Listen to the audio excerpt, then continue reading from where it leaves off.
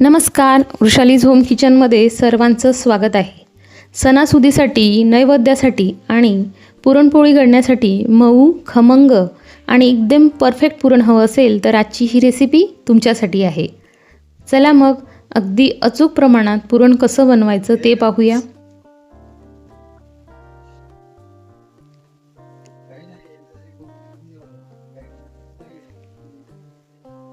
मी या व्हिडिओमध्ये जे प्रमाण सांगितलं आहे त्या प्रमाणाने जर पुरण केलं तर अगदी परफेक्ट होईल. त्यासाठी सर्वप्रथम 2 ग्लास चणा डाळ स्वच्छ निवडून आपल्याला कुकरमध्ये घ्यायची आहे. 2 ग्लास चणा डाळीचं प्रमाण आज आपण बघणार आहोत.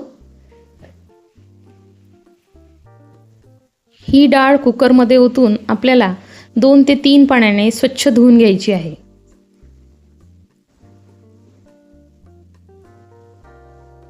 अशा प्रकारे डाळ स्वच्छ धुवून घेतली की त्यामध्ये आपल्याला 3 ग्लास पाणी घालून घ्यायचं आहे. 2 ग्लास चणा डाळीसाठी 3 ग्लास किंवा 3.5 ग्लास हे प्रमाण अगदी योग्य आहे. त्यामुळे आपलं प्रमाण अचूक राहील आणि पुरणाची डाळ छान शिजून येईल. 3 ते 3.5 ग्लास पाणी ॲड केल्यानंतर आपल्याला मंद गॅसवर 4 शिट्टी काढून घ्यायची आहे.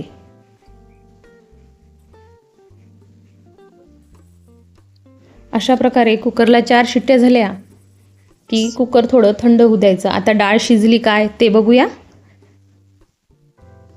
डाळ छान शिजली.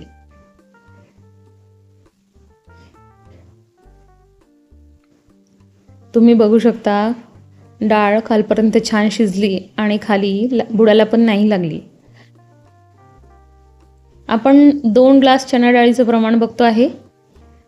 आपल्याला 2 ग्लास चणा डाळीसाठी 2 ग्लास थोडी कमी साखर लागेल. म्हणजे 1.25 ग्लास साखर आपण यामध्ये घालून घेऊ. म्हणजे आपलं पुरण जास्त गोड पण होणार नाही आणि पुरणाचं प्रमाण अगदी अचूक राहील. डाळीच्या हिशोबाने साखर आपल्याला थोडी कमी घालायची आहे.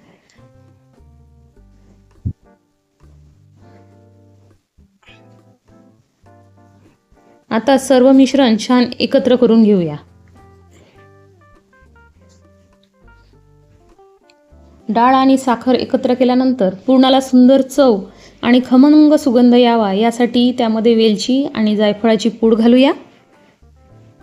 आता हे मिश्रण एकत्र करून 3 ते 3.5 मिनिट छान गॅसवर शिजू देऊया. चवीसाठी आपण त्यामध्ये थोडं मीठ घालून घेऊ.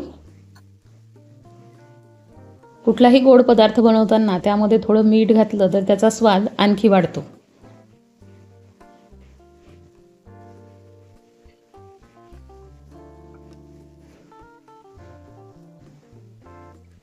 हे मिश्रण आता आपल्याला छान शिजू द्यायचं आहे. सगळं एकत्र झालं की समजून जायचं आपलं पुरण छान शिजलं.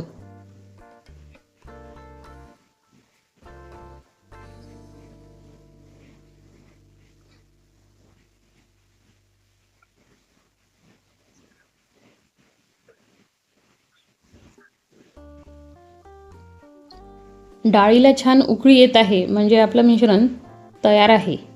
आता ही डाळ आपल्याला पुरणाच्या चाळणीतून गाळून घ्यायची आहे.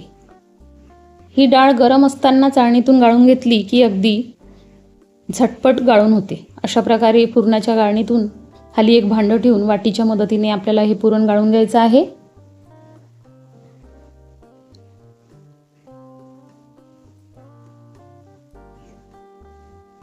अशा प्रकारे गरम असतानाच चाळणीच्या मदतीने आपण पुरण गाळून घेऊ. अशा प्रकारे चाळणीतून पुरण गाळून घेतलं की आपलं पुरण एकदम मऊ, गुळगुळीत आणि पुरणपोळीसाठी परफेक्ट तयार होतं.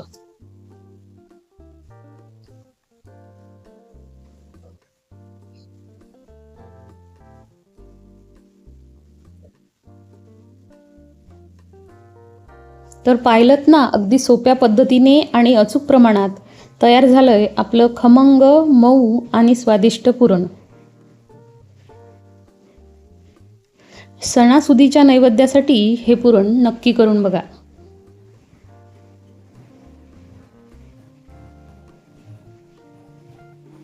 खमंग पुरण आणि साजूक तूप परफेक्ट आहे. तुम्हाला व्हिडिओ आवडला असेल तर लाईक करा, शेअर करा आणि वृषालीज होम किचनला सबस्क्राईब करायला विसरू नका. पुन्हा भेटूया.